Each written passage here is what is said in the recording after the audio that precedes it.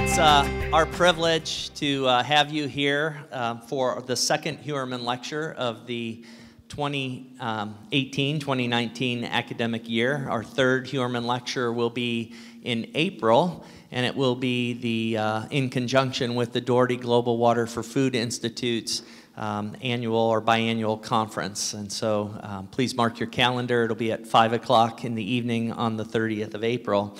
As those of you who have been here before know, the Heuermann Lecture Series is a very, very, very special treat that we have here within the Institute of Ag and Natural Resources.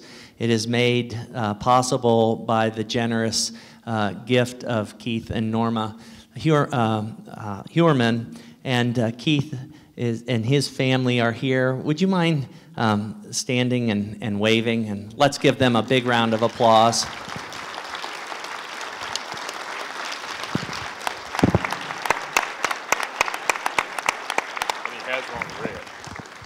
And if you didn't get the memo, today is you're supposed to wear red and glow the red. And Keith is definitely doing that.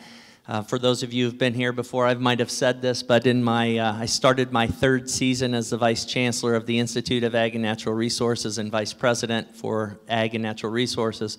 And absolutely one of my favorite times in Nebraska was spent with Keith sitting at his kitchen table and listening to his insights and his wisdom and talking about this gift. And this gift really allows us to bring amazing speakers that without this gift we would have a hard time, put it that way, of bringing folks like today's speaker here to explore these complex challenges that we face and our role here in Nebraska in feeding and fueling a global food system and exploring the complexities of the food, water, energy, societal nexus. And so we will do that today, just like our Skill 101 class that every first-year student takes in Kasner, where we think about these complexities. The Heuermann Lecture is designed to allow us to stretch, to think in an objective manner about these complex issues, and then take this information and put it to good use at advancing the world and advancing Nebraska. For a little bit on logistics, the folks here in the room probably know the drill. We also have folks listening online. If you, after the speaker and the Q&A session, we'll open the mic for questions. If you have a question and you're here in the auditorium, just raise your hand, and Jesse or Kirsten will get a microphone to you. If you are listening online, you can either use the online question form, or you can tweet at #HLSeries, #HLSeries. Text us your question and tweet us your question, and then we'll get those to Jill.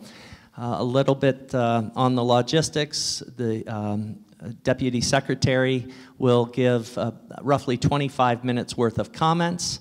We'll then move to a moderated Q&A session. Jill O'Donnell, the Director of the Clayton Yider Institute for International Trade and Finance, will be moderating our session. And then at about 5 till, we'll conclude. 10 till the hour, we'll conclude, say thank you, and be on our day. And with that, I'd like to introduce a man who needs really no introduction, our Chancellor, Ronnie Green.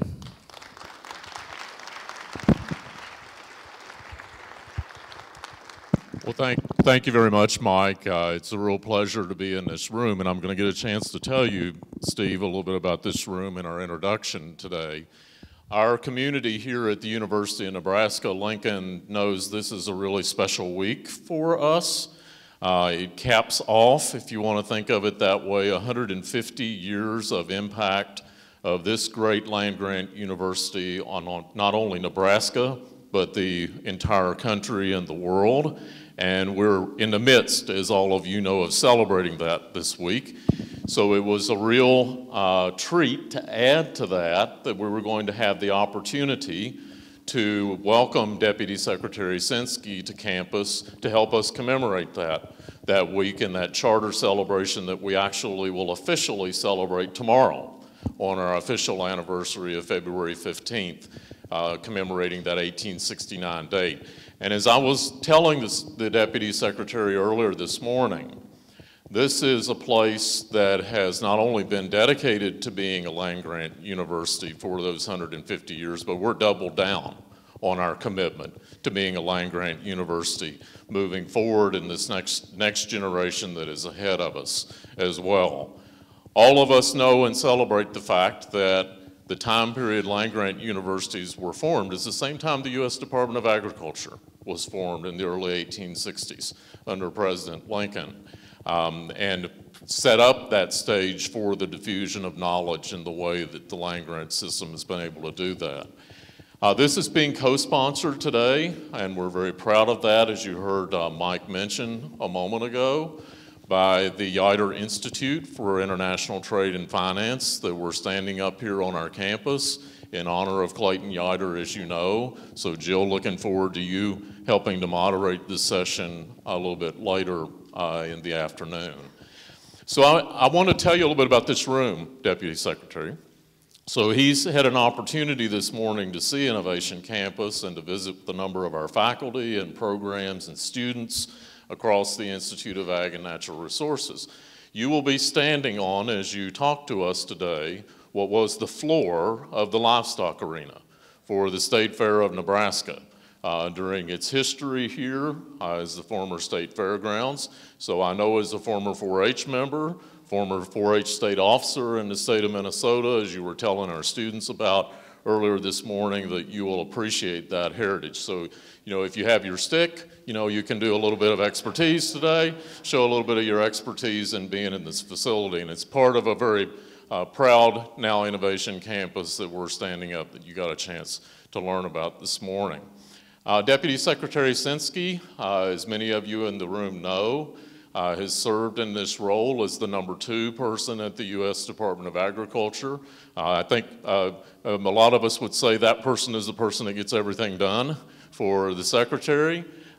Since October of 2017, when he was confirmed by the U.S. Senate, Steve is a native of Jackson, Minnesota, in the southwest part of Minnesota, grew up on a diversified crop and livestock operation there himself.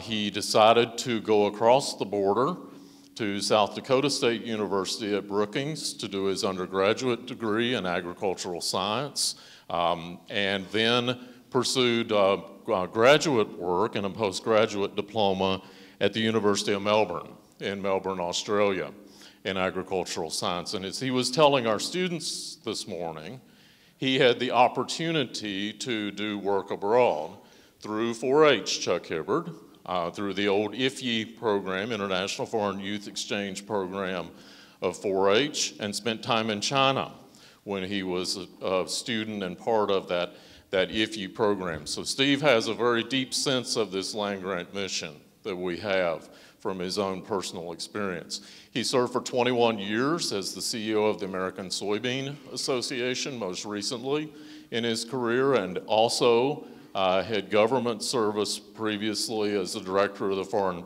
Ag Service for under the George H.W. Bush administration earlier in his career. So it's a real pleasure for us to welcome today to the University of Nebraska, Deputy Secretary of Agriculture for the U.S. Department of Agriculture, Steve Censky. Steve.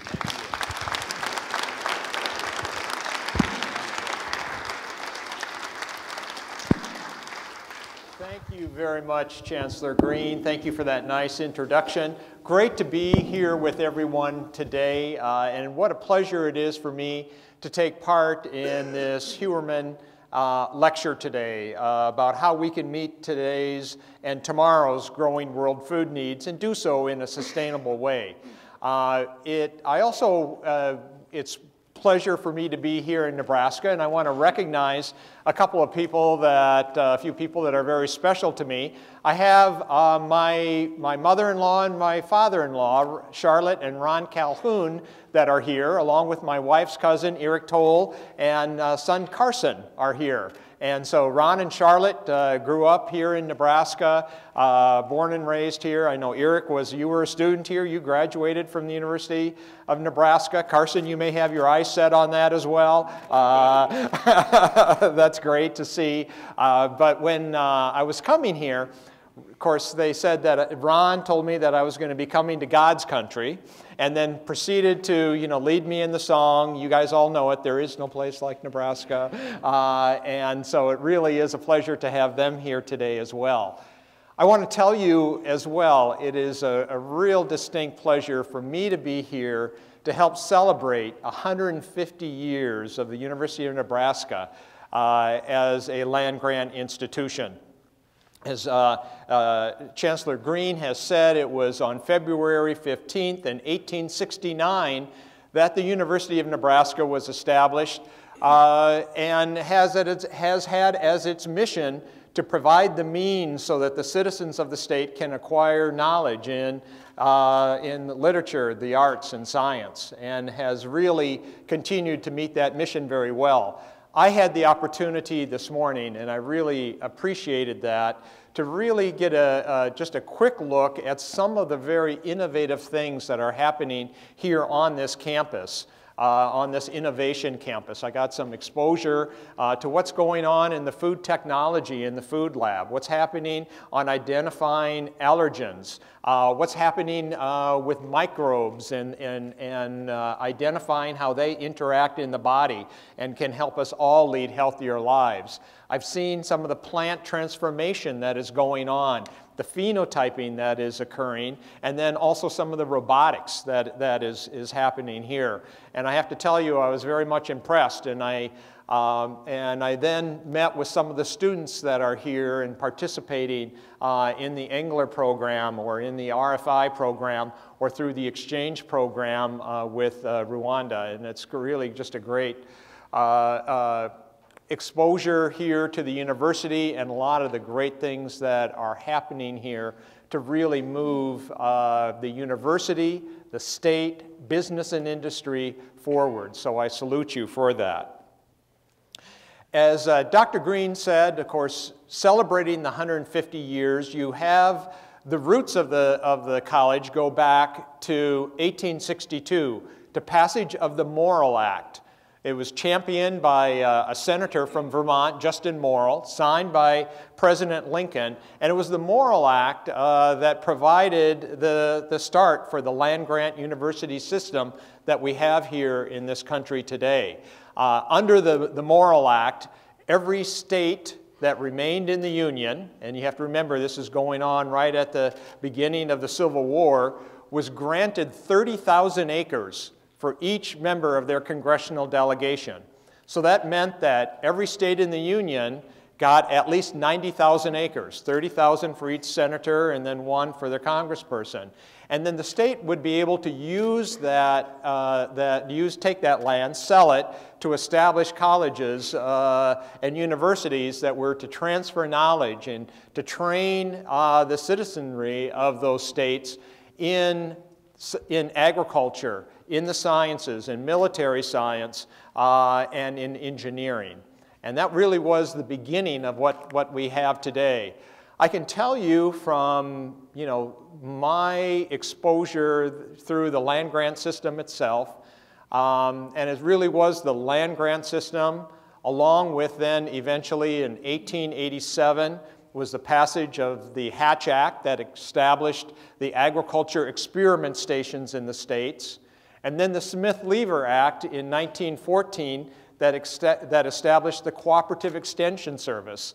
And it's really those three together, the land grants, the ag experiment stations, and the Cooperative Extension Service, that has made U.S. agriculture the envy of the world. It is what has propelled agriculture in this country forward. It's provided the basic research and fundamental and then translational research so that we can take what is being discovered in the new technologies and that farmers and ranchers can utilize that knowledge so that they can produce even more. As you know today, we produce and not only are feeding and clothing the folks in our country, but also are doing that to folks around the world and helping to supply those needs. Dr. Green mentioned that I did have the opportunity back to live and work and go overseas through the International 4-H Youth Exchange Program to China. And that was in 1985. And that was right after China just began opening up to the rest of the world. And I lived and worked at an animal husbandry research institute out in the countryside. They had water buffalo there, drank water buffalo milk every morning for breakfast. But one of the researchers that was there at that Animal Husbandry Research Institute had the good fortune. He had studied at the university, at Iowa State University.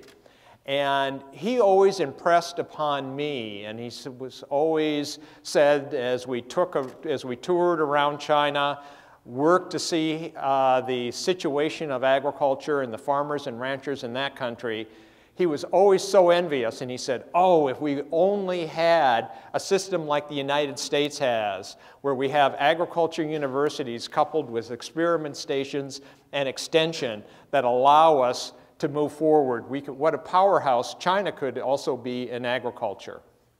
And I think that still is one of the great gifts that we have today.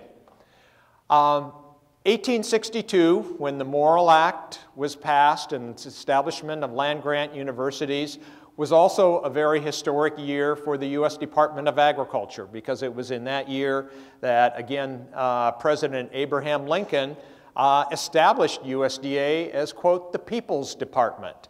And the People's Department, again, was there to focus on agriculture research and how we could use that research to benefit people's lives. That's what I'd like to talk a little bit about today, talk about some of the challenges that we're facing worldwide, but also how having the right policies and a robust research program, I believe, can help us meet those challenges that we're facing. I think all of you are aware that certainly we're going to have a population challenge. We have around 7.6 billion people that are on the face of the earth today. The United Nations estimates by the year 2030, so just 11 years from now, that the population will be 8.6 billion people. So think about that. Another billion people, another billion mouths to feed in the next 11 years. And then they estimate that by 2050 that we're going to be approaching almost 10 billion people. And so the challenge will be, how are we going to feed and clothe nearly 10 billion people without chopping down all the rainforests of the world, without destroying the savanna grasslands, without destroying the environment? And how are we going to do that? I think really, to me, the answer is in two really key areas. One, of course, is reducing food waste. We're losing 30–40% of our food to waste, whether that is losses that occur after harvest in the storage and handling system, or through the processing system, or just we as consumers are wasting a lot of food. And I think certainly reducing food waste is one of the ways that we can do that.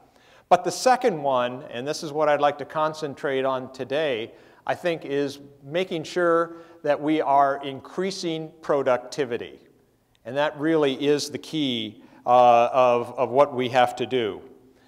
In order to meet the challenge of producing enough food to meet this almost 10 billion people, and the FAO says we're almost going to have to double food production.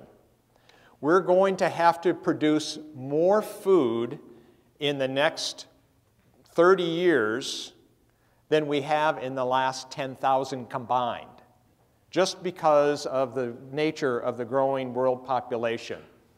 And in order to do that, we are going to have to significantly increase productivity. The Food and Agriculture Organization of the United Nations says that we need about a 1.75% increase in annual productivity growth if we're going to meet that challenge. The problem right now is that we're not there yet. We're off pace. Right now, productivity globally among both developed and developing nations is growing at about 1.51% annually. And disturbingly, among developing countries, where there are the greater food shortages, the productivity growth is actually slowing, and in 2017 was only 1.24%. And so we have a big challenge ahead of us. I think we can meet those challenges ahead by making sure that we have robust investments in agriculture research and extension, but also making sure that we have the right pro-science and pro-innovation policies if we're going to be able to do that. I can tell you that Secretary Perdue and I are very much, and all of us at USDA, are very much committed to having those policies in place.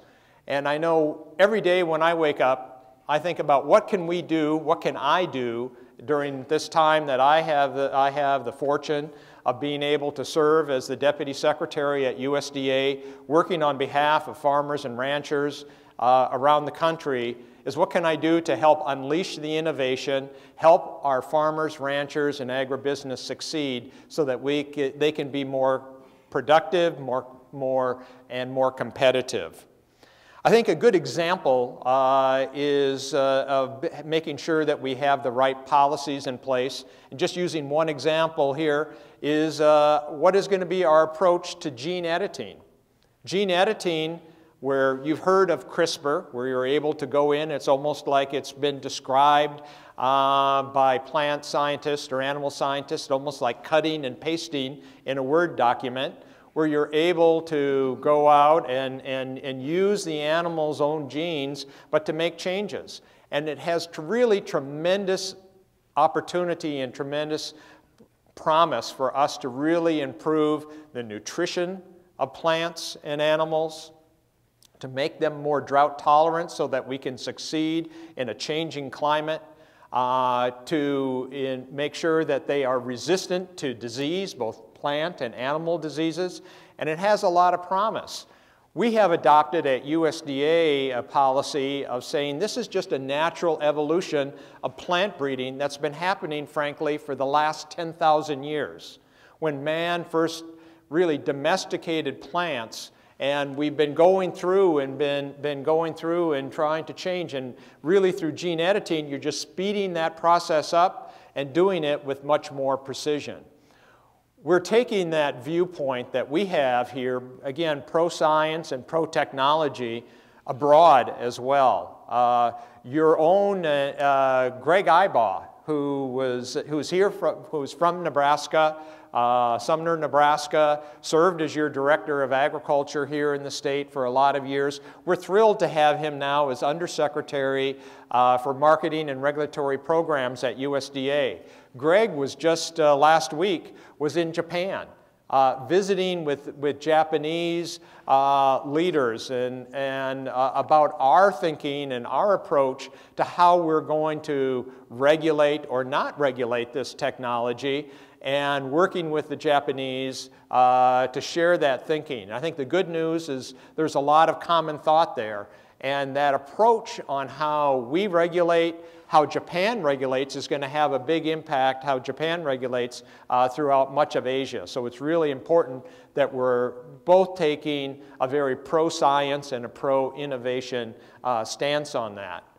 Because the alternative is to erect regulatory barriers that really have the potential to stifle this innovation so that it either dies in the cradle, or the only entities that will have enough money to invest in the regulatory, to overcome the regulatory hurdles and the cost, are going to be maybe 2, 3, 4 big pharmaceutical companies. And that's it. What about all the other businesses? What about all the universities that are out there that are ready to bring these innovations to us? And I think it's really important that we have pro-science and pro-innovation policies that allow us to do that. Another example I would raise is approach to biotechnology. You know, we've had biotech crops in this country now since the mid-1990s. And they've been grown on hundreds of millions of acres, served billions of meals worldwide, and not so much as a stomach ache. And it is a technology that is safe, but yet there are still those that want to create very high regulatory burdens, want to label it with almost like a skull and a crossbones on the label, and it's something that we really have to avoid. We're facing, as we go work around the world, you know, we're working to try to promote this technology and make sure it's being understood. I think one of the frustrating things sometimes for me has been that we have other developed countries, and I'll single out like the European Union as a good example, that has taken a very different approach, that has been has raised lots of barriers and has really, I think, done a disservice to developing farmers and consumers in nations worldwide, because they have scared developing countries who desperately need pro-science and pro-tech innovations to increase their productivity away from adopting both biotech crops, and I want to make sure, and I fear that they're trying to do the same thing about gene-edited crops and animals as well. And so I think one of our missions at USDA, we are working through our Foreign Agricultural Service as well as our Codex office to work with other countries around the world to try to build allies and to try to work with developing country nations so that they understand the technologies.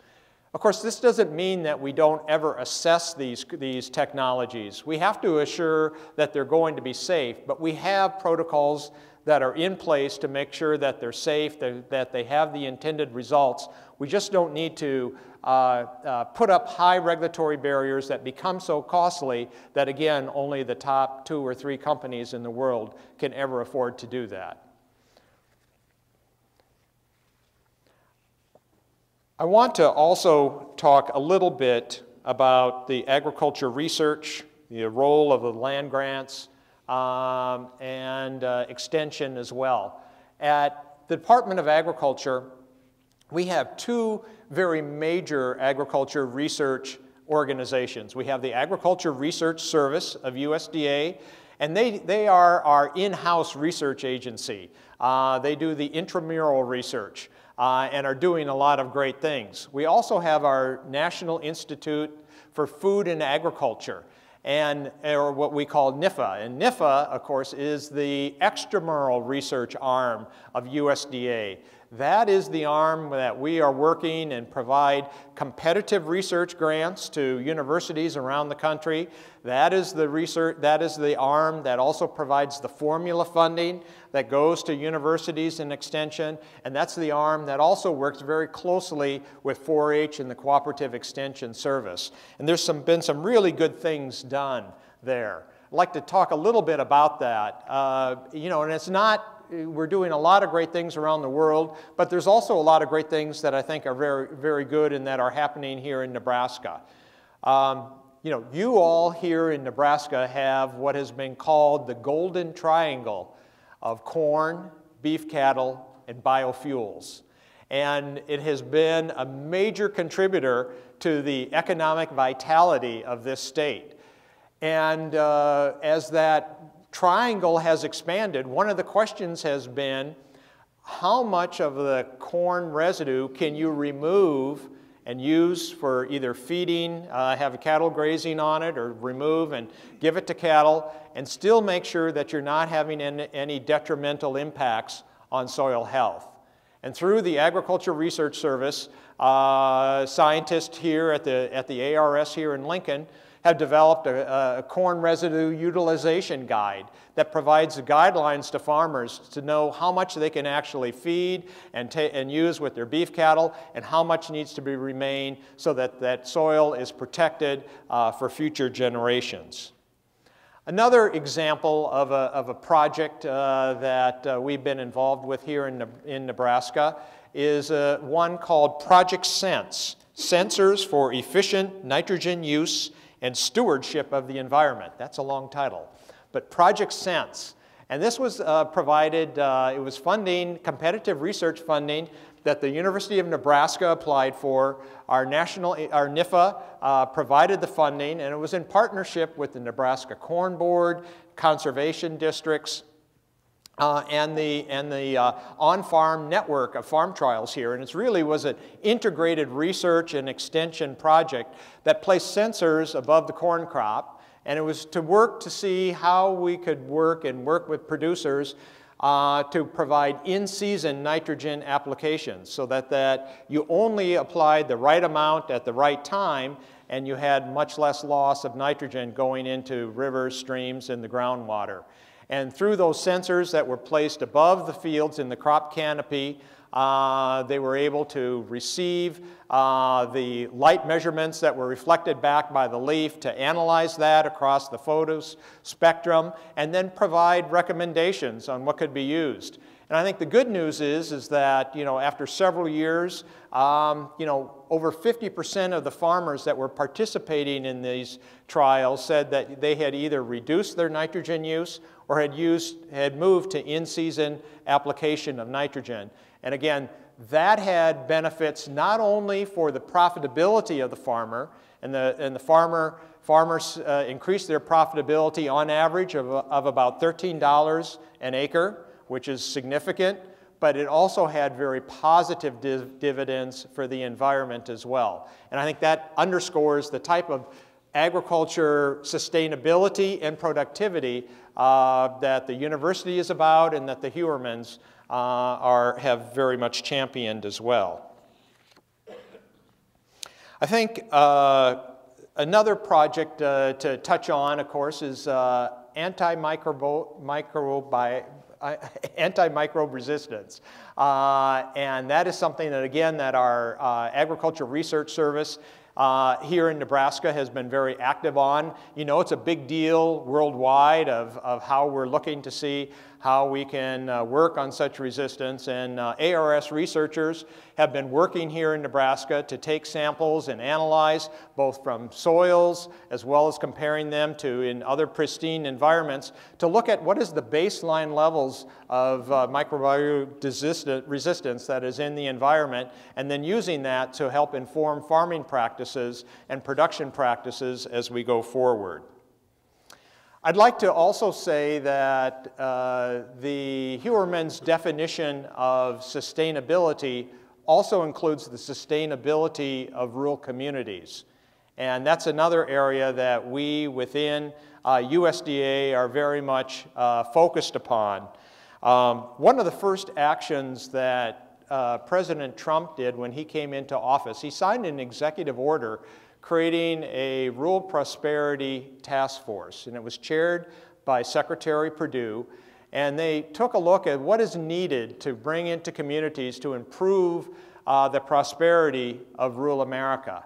One of the top recommendations that came from that report was that we need to really focus on connectivity and broadband in rural America. I think you know how important that is if we're going to be successful, if we're going to be able to use the precision agriculture technologies that are being developed here at the University of Nebraska by ARS or by other scientists. We need to have connectivity out to the farm and then to the machines. If we're going to have sub-inch technology, precision technology that can place the fertilizer next to the seed, we need to have that kind of broadband. We also know that we need that for our rural communities, that if rural businesses are going to succeed and thrive in the future, if they're going to be connected to their customers, we need rural broadband. If schools, if kids like Carson are going to be connected to the world of learning that exists beyond the textbook, they need to have broadband in order to discover what other knowledge is out there. And then finally, for really, I think our rural communities really need this as well for our rural hospitals. How are we going to maintain rural hospitals if they can't be connected, once again, to the doctors, to the specialists that maybe are operating out of hubs in larger cities? How are folks in rural areas going to get the mental health help that they may need as well? And again, the telemedicine and telecounseling that's made possible through broadband is part of that. That's been a big focus for us at USDA. We have a $600 million program of loans and grants that we're in the process of rolling out and that communities can apply for. We're also working very closely with the Federal Communications Commission and the Department of Commerce that also have a stake in broadband of how we can move and connect more citizens and farms to broadband. I think you know this, that investments in research and then infrastructure are the things that really have been transformative for rural America. You know that the success that we've had in agriculture research has transformed agriculture and how we do things. You also know that it has been infrastructure investments, whether it was the Rural Telephone Act, the Rural Electrification Act in the 1930s, or the Federal Highway Act in 1955. Those sorts of major infrastructure investments, along with research investments, have transformed rural America. In conclusion, I think obviously we face many challenges ahead of us. Growing world population, changing climate, increased pressure from pests and disease, the global nature of our lives and the transportation of products today introduces diseases and insects and pests much more quickly. And how are we going to try to meet all of these challenges without destroying the environment and going forward? And once again, I think it's agriculture research, extension that plays such a big role of that. We have a lot of challenges, but I'm also very hopeful for the future that with the kind of innovation like I've seen here this morning, and I know that's going on at the University of Nebraska, we're going to meet those challenges. Thank you very much, and I look forward to the discussion. Great.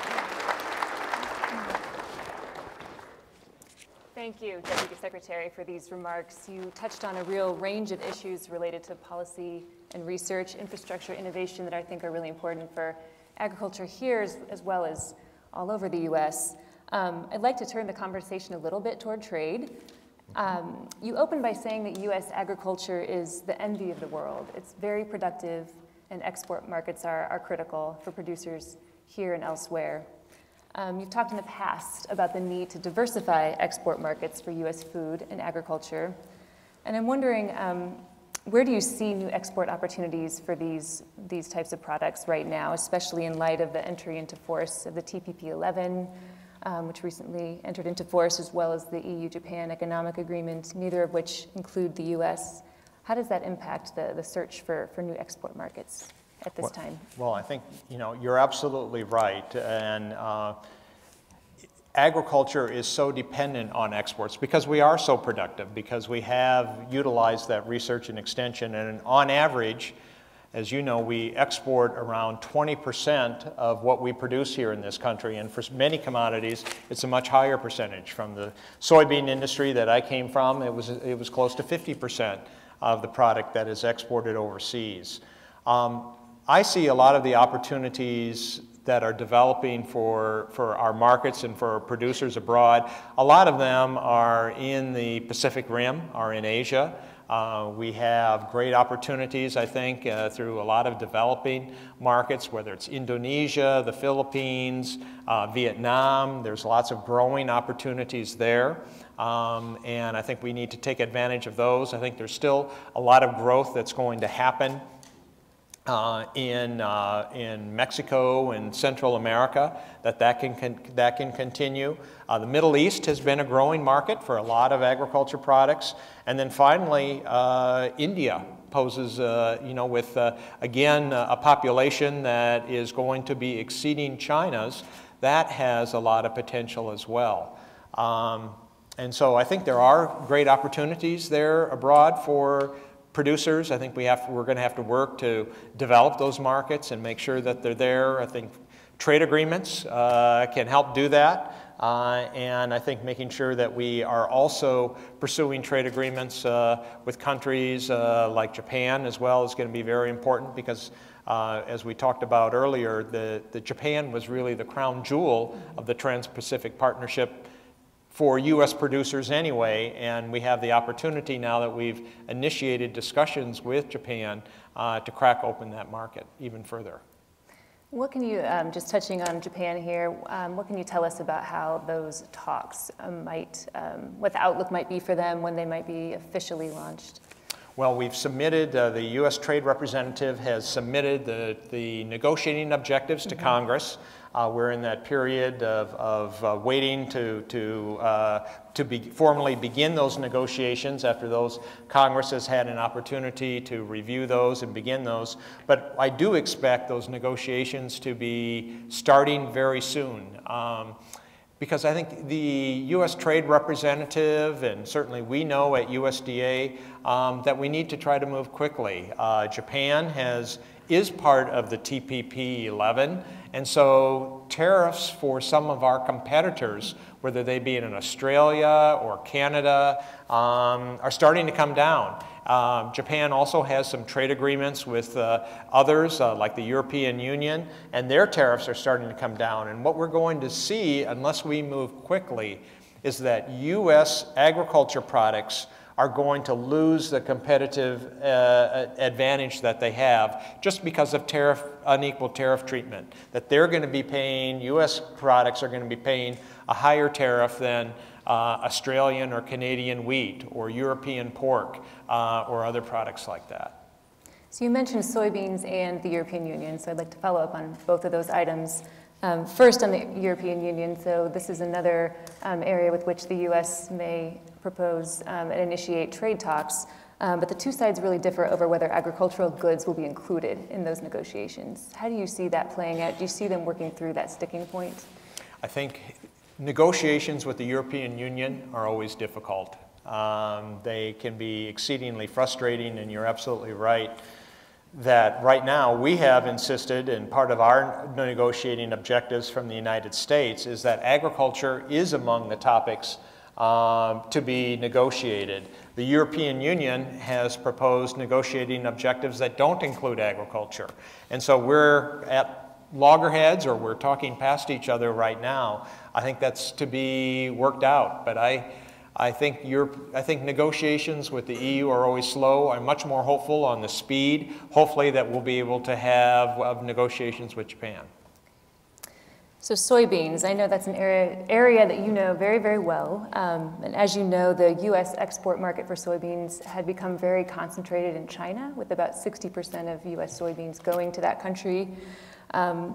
After tariffs were raised on soybeans, a 25% tariff imposed last summer by China on U.S. soybeans, Chinese purchases of that item really dropped precipitously. China diversified its sources and also took some steps to find substitutes, reportedly. In light of all of those dynamics, what's your assessment of the ability of the U.S. to regain its strong position in the Chinese market for soybeans? Well, and first, as I think everyone knows, we have negotiations going on with China right now. Our U.S. Trade Ambassador, Robert Lighthizer, our Treasury Secretary, Stephen Mnuchin, our Undersecretary for Trade from USDA, Ted McKinney, and we have a large team from USDA that's in China right now, negotiating on the agriculture issues, the structural issues that we're facing. We're hoping that we can really make a lot of progress there in doing, really two things on the agriculture side. One is getting some purchase commitments, because we think that's going to be important to try to regain some of those sales that we have lost. And China has the ability, since they have a lot of state-owned purchases of companies that do the purchasing, where they can commit to that and do that. The second area, though, fundamentally, is we want some structural reforms to their policies that have hindered and impeded our exports, whether that's our meat, our poultry, our wheat, corn, rice, as well as soybeans through biotechnology approval process. We want to see structural reforms. The other aspect to it, though, is that while I like to say that while achieving a trade agreement and solving these agriculture issues is a necessary part of the agreement, it's not sufficient. The President has made it very clear that China also needs to reform its intellectual property practices. It needs to stop forced transfer of technology from US companies that want to do business in China, or if they want to have a partner in China, that partner, that it be majority owned by the Chinese, or just the out-and-out theft of technology that's taking place today. And so, I'm hopeful that we'll be able to get there, but I think we have a lot of work to do over the next month. Do you see the deadline being extended at all past March 1 if talks are going well this week in Beijing? That I don't know. I mean, I know that there's been some speculation about that, but there's been nothing decided on that. And so I think it depends, it probably depends on how productive these negotiations are this week. So you talked a little bit about a science-based and innovation-based approach to approving new technologies. In the last month or so, China approved the import of 5 corn and soybean biotech traits. I don't think that made headlines quite as much as other items do. How significant was that, and how might that development be impacted by the retaliatory tariffs that are currently in place on certain agricultural products? It was great to have those approvals, but that really has been part of the problem that we've had with China's biotech approval process. That China has not had a transparent, a predictable, or a science-based process. That they have, it has taken years. Some of these products that were just approved were pending in China for 5, 6, 7, 8 years. And that's not a predictable or science-based approval process. And while it's good that we had these approved, what we're looking for is to have, again, a science-based and predictable process, because you shouldn't have to have a presidential summit or the threats of a trade war in order to have science, a proper functioning approval process. So sticking with non-tariff barriers here to trade, in your confirmation hearing about 1.5 years ago, you mentioned that you've seen how trade barriers, whether they're tariffs or non-tariff barriers, like phytosanitary restrictions, can stifle exports, and that when those are removed, the exports really pick up again. What are the toughest non-tariff barriers to trade for agriculture that you see right now, and what can be done about them?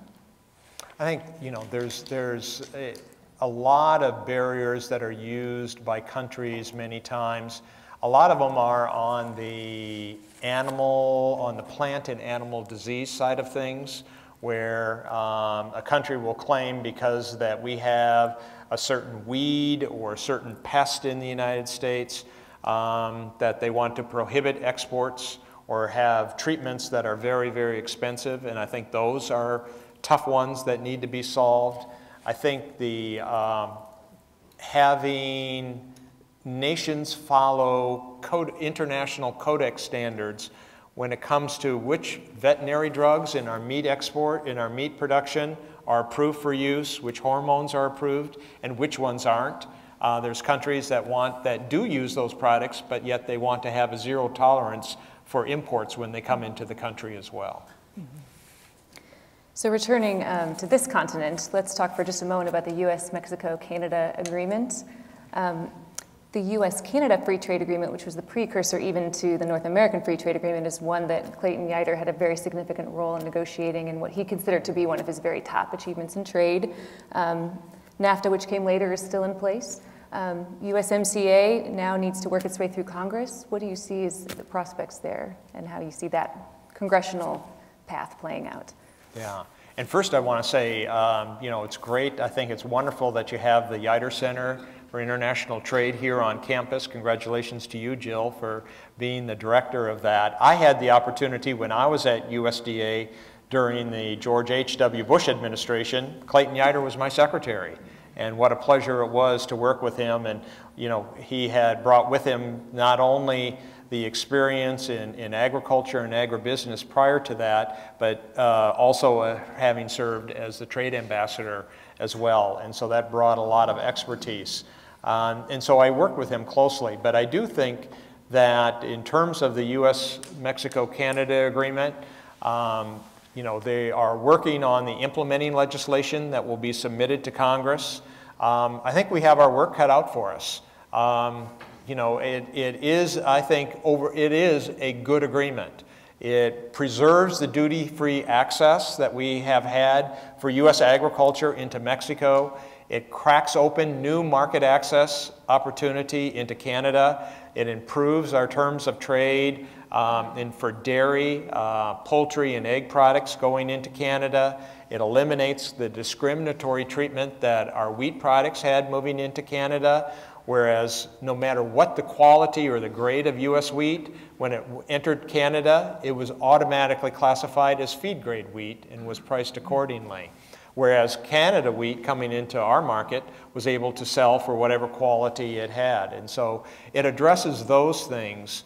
It also, for the dairy producers, it eliminates Canada's discriminatory Class 7 pricing policy. So I think those are all wins for agriculture, but more broadly, I think there's wins for the U.S. economy as a whole. Of course, a big focus of the president's was really improving the terms of trade on autos. And it does that by increasing the content of vehicles to receive NAFTA benefits of what content has to be produced in North America. It increases the wage rates that are being paid in Mexico. And so I think it makes a lot of those improvements. But despite all of those improvements, I think we in agriculture have a big task ahead of us to make sure that we're educating our senators and our congressmen and women on the benefits and making sure that we're selling it because I think it's going to be a big lift. Okay. I'd like to ask one more sort of big picture question before opening it up to audience Q&A. So over the past year or so, trade has been much in the headlines. We've heard a lot about Section 232 investigations, 301 investigations with respect to China, retaliatory tariffs, tariff exclusion processes, and disagreements over Chinese practices with respect to intellectual property and technology. Those dynamics have really started to intertwine. They've impacted agriculture.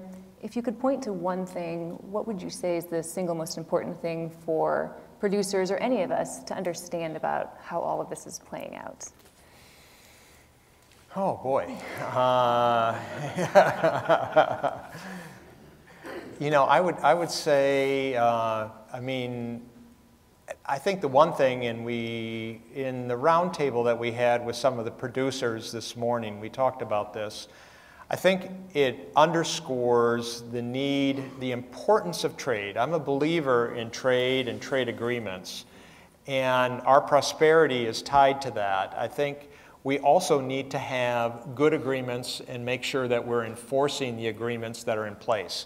And I think that's probably part of the problem that we've had, is that we've struck trade agreements in the past, but haven't paid enough attention to the enforcement to make sure other nations are also abiding by the rules and abiding by the commitments that they made. And so I think that's probably a good lesson, I think, for us all to really double down that if we're going to have that, we need to have strong enforcement mechanisms and make sure we're devoting, you know, not both as much or even more resources to enforcement as we are to negotiating new agreements.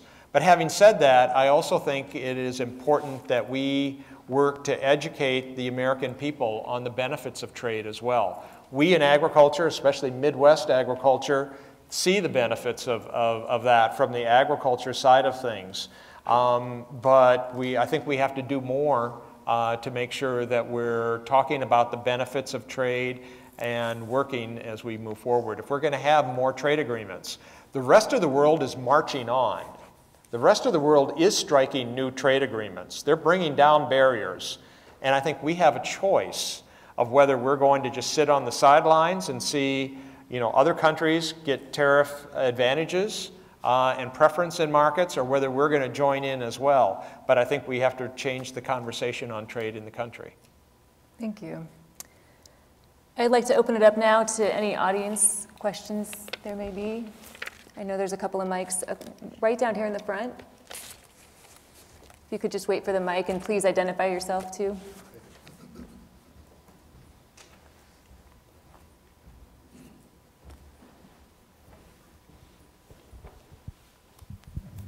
Thank you. My name is Michael Adams. I'm from a company called Winery Sim, a consulting company to growers in the wine industry. I'm hearing a number of economists predict the next recession could happen as soon as 2020 or 2021. Of course, that's still crystal ball gazing, but some of them, I think Goldman Sachs said their level of assurance is 100%. But so my question is, what have we learned from the last recession, and how might we in the agricultural industry better prepare for the next one, given the advance warning? I think in the last recession, some of my colleagues indicated Nebraska fared pretty well because of diversified economy and so on, especially with unemployment. But it might be quite different in the next one. Have you been thinking about this, and what would you say could be some of the directions that farmers and ranchers could take? Well, I first want to preface to say I'm an agriculture economist, not an macroeconomic economist, and so I'm not following, what the various folks are saying on the overall economy, and that's not my area of expertise either. I do think that we have a pretty strong economy right now. You take a look at a lot of the indicators, the employment, the other things, and we have a very strong, robust economy, the jobs that are being added. But I understand that there are others that are looking and see some signs out there as well. Our agriculture has operated somewhat counter-cyclically, though, from the rest of the economy. While we had, of course, the weaker overall U.S. economy, that's at a time when the agriculture economy and agriculture prices were very good. And now, while we've had a pretty roaring overall U.S. economy, the agriculture economy has not been doing so well. I do think that what you touched upon is key, is part of the key, is diversification for agriculture producers. To try to diversify and spread that risk is going to be key. Hopefully we're going to be, again, through some of the trade agreements that we're able to do, if we're able to end the retaliation that we're facing, as we're able to open up and have the benefits of a passed and ratified USMCA agreement, have new market access into Japan, have an agreement with China. I think that could do a lot for commodity prices and really help turn the agriculture economy around. Thank you. Yeah, Bart Ruth. Just want to touch back on what you said at the end, Steve, about enforcing trade agreements. And how do you square that with this administration's apparent disdain for international organizations like the WTO? You and I spent a good number of times working on WTO issues, and this administration puts less emphasis on that international organization such as WTO. So how do you square that with enforcing regulations and trade agreements? Yeah, and I think that's been part of the concerns that have been made by folks, is that they do think that there hasn't been, the United States officials probably have not put enough emphasis in the past on the enforcement side. And they also have expressed concerns that either the WTO, may rule against the United States in some cases, but actually when you look at most of the cases, the U.S., where we have pursued litigation at the WTO, we've usually prevailed in those cases. And so we have done very well. The problem is that we haven't invested in the resources that are necessary to bring even more cases, I think, to the WTO. On average, within U.S. Trade Representative in the past, I think they've had the bandwidth or the capacity to pursue about one major agriculture complaint a year. And obviously there's a lot more cheating, non-enforcement, and not abiding by the commitments that goes on beyond that one case. And so I think we have to significantly ramp up. And I think maybe, though, that's what you hear about some of the frustration with the WTO is sometimes when it has ruled against us, or you know, the fact that it can be a long, slow process as well. Steve, thank you for your comments and being with us today. You mentioned in your remarks the required annual productivity increase globally for agriculture to sustain the needs for food production worldwide. 1.65 and 1.5 is some change where we are currently versus the goal. It also is true that if we look at the R&D investments in the agriculture and natural resources world, that over the last couple of decades, we have declined our investment at a national level in this very important arena for all the reasons you pointed out. Versus if we look at China, if we look at Brazil, and other places in the world that have escalated and surpassed us for the first time in the last decade, investments in this arena. So we have a new farm bill, and there is authorization in that farm bill for $700 million for competitive research at NIFA. We currently are underneath that. It's authorizing language, as you know, not appropriations language. How can we address the gap there for the need for R&D investment in this important arena? Do you have any comments there? Yeah, and I do think you're absolutely right, Chancellor Green. I think, you know, we have seen overall investments, as you've described, in public agriculture research has been declining as a share of the total agriculture research. I think we really do need to step up our game. I was pleased to see, you know, I think a very robust research title in the new Farm Bill. It has to be funded, though, and I think that's where it comes back, frankly, to all of us in this room about making the case. I can tell you from my own experience in working with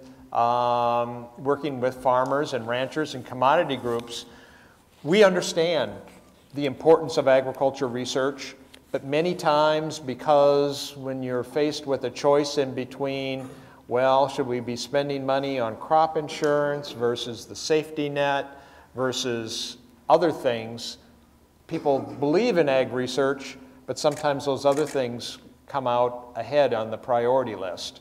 And so I think if we're really going to be serious about increasing funding for agriculture research, we have to place it higher on the priority list. I think one last question before we have to wrap up here. Jim Miller here from Belden, Nebraska, crop and livestock producer. Steve, I've walked the halls many times with the Soybean Association in DC trying to educate congressmen about the benefits of biotechnology and different issues that we brought before them. You talked about that we need to educate the people about the importance of trade. Do you have any good suggestions on ways that we can communicate or educate the people? Because in production agriculture, we're less than 2% of the U.S. population, so we've got a big hurdle to jump over here. So do you have any good suggestions or ways that the university could help us on educating about the importance of trade? Yeah, and I think the most important thing, and there's been a lot of great research that has been done, and you know, I'll be honest with you, you know, my first propensity is to try to jump to the science and explain about the science. But there's been some really good social science research that has been done, is that as soon as we jump to talking about the science to our neighbor or someone at the Rotary Club or online, people turn off. And we have to start first with talking about our values, why that you are interested in producing safe food. You're interested in protecting the environment for the future of future generations, and that you too want clean water and clean air, and then start to explain of why you use these technologies. That has been the best way to connect with consumers, to connect with others, and explaining why we use agriculture technology. rather than, you know, my first propensity many times was to jump to the science and talk about how it's been tested and reviewed and things like that. But you really have to start with the values. I'll invite Vice Chancellor Mike Boehm back, and before we do that, please join me in thanking Deputy Secretary Censky.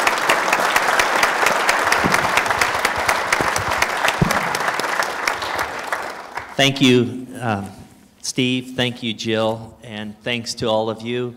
I'd like to invite Chancellor Green up. And Steve, we have a token of appreciation that we give to our Heuermann lecturers. This is the Heuermann Lecture Medal.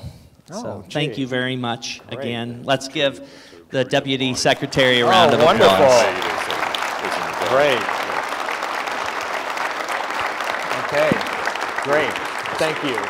And with that, just a reminder, April 30th, 5 o'clock here is the next Heuermann lecture. You'll see more details. Thank you very much to all of you in attendance here at the NIC and streaming live. Thank you.